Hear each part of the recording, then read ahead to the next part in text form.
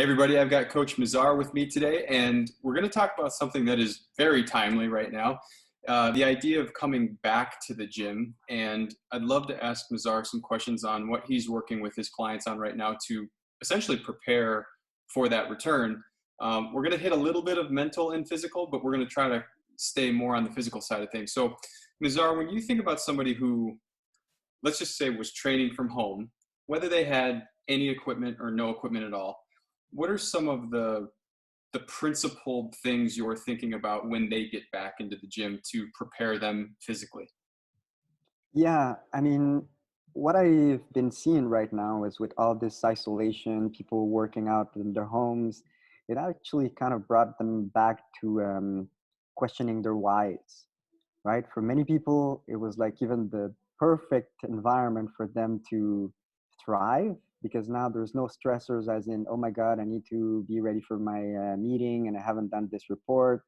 And like the quality of the sleep had improved, the quality of the meal times, taking time to eat, taking time to cook their meals, taking time to train, right? Not being rushing through the gym because you have like 90 minutes to go in and out, and you know what I mean. Mm-hmm. So with those individuals, I've seen, wow, they're going back to the gym. They have a new vision of what are things that they need to improve and they want to improve. Also, having this conversation that what are we training for, right? Is there a competition anytime soon? And realizing that it's not in 1 week or 1 month that you're going to get ready for that competition, right? So having that dialogue is important to recognize that. And similarly, other people that saw like, oh wow, it does require a lot more of my time or of my energy to get to where I need it to be, and I don't want to do that. I simply want to be healthy, go in into the gym an hour in and out. And, after that, other days I'll be able to play football or go for yoga or go for a walk or, having more of a holistic approach in that. And that's where, where is the individual heading towards, and recognizing that that's where we need to meet it. Because, people haven't trained in high intensity, and, most of them don't have bars, either pull up or weightlifting. And because we haven't touched it, it's like go home or go hard or go home. We need to crush the PR because we haven't done it. And the body, some of them are feeling better because they had time to heal, they had time to recover, right? Which is amazing to see and feel how some of them use this time wisely to prepare the body, doing single leg work, doing more foundational movements, because that's what the environment allowed to do.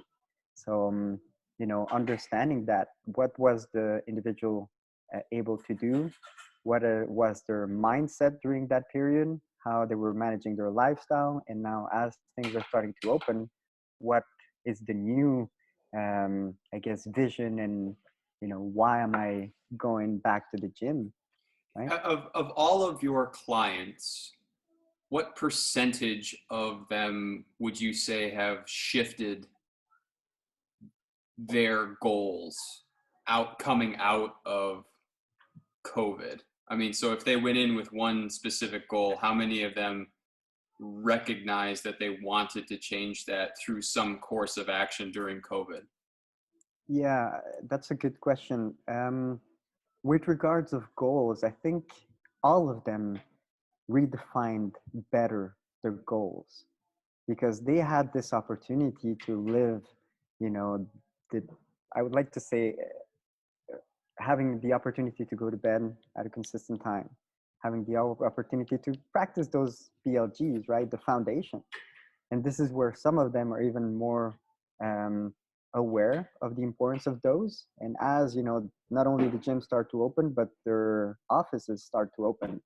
So work starts to go back, either coaches going back coaching, either going back to the office, and they recognize the extra stressors coming in, right? Mm-hmm. Because the only stressor that they were having into COVID, for some of them, was only training, right? For others, it was also financial.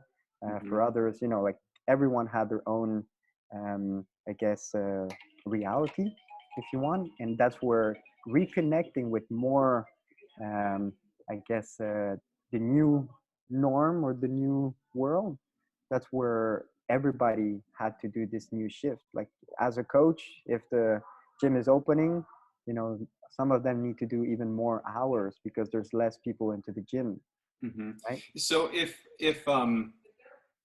every one of your clients is shifting goals, I think that's an interesting thing for anybody listening to this. It's okay to shift your goals because of this or during this or moving after. When you think about the physical preparation that needs to get rebuilt, what are some of the main areas that you would worry about for your clients? And I'm just, just to throw you in my head, I suspect that things like high rep butterfly pull-ups need to get rebuilt back up if somebody hasn't done that. What are some of the most important areas that you would pay attention to with your clients?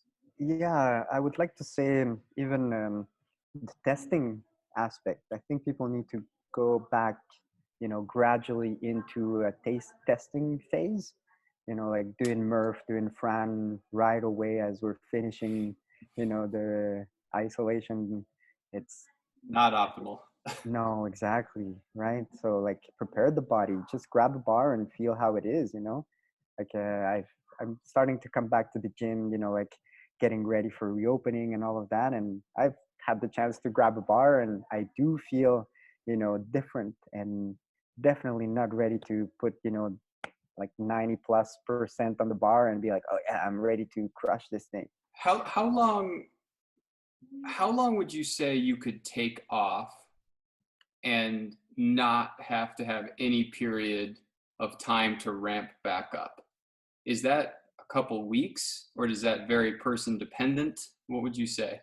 Yeah, I think it's going to be a person dependent on what they did before. Like for example, if I think back of when I was doing regionals and high competition, after my main competition was the regionals, I would take a week off. During that week off, it would be either doing some the Nera cleanse or nothing at all. You just yoga, moving, meditation, preparing for actually what do I want to do next. And as I would come back from that week of off, it would be another week of progressively going back to like single leg work, more strict work, into eventually what is the plan for competition. For me, that was the plan, doing competition, and then you look at, okay, when are the qualifiers. At the time it was only the opens, right? But Mhm. now there's like qualifiers all year long, and this is what gets challenging because we don't know what the schedule is going to be like, right? We assume that are the games are going to be held this year. Maybe. Who's going to be able to go? Who knows, Mhm. right? Then is the next competition the opens, or there are going to be other sanction events that are going to start happening for next year? And this is the dialogue we need to have with the athletes that actually are training for competition. Because what's the next competition? What's the carrot dangling in front of you to be like, okay, I need to go back to my eating, I need to go back to my sleeping habits, if it wasn't already ingrained, Mhm. right? I think it's interesting too, let's assume somebody took off 2 months. Now, obviously, most people were doing some form of training at home, but if we say that intensity was significantly lower, and intensity meaning, you know, lactic training, testing, competition, if that was very, very low, coming back from that has to be rebuilt. Like you can't not rebuild it because you couldn't actually build as big of a peak. Yeah. So if you think about the types of workouts that you would want people probably doing, let's say a competition was 2 months away, and I'm just picking something out of a hat. Would you start back completely foundationally if you had 2 months, or would you start somewhere sort of in the middle with the person? And I know there's always it depends, but what would you say? Yeah. Oh, good question. This is where it's a loaded question, as in what were they doing? If they were not doing anything and you need to compete in 2 months, I would say choose another competition, Yeah, I think that's correct. If they did nothing, that's a great right? call.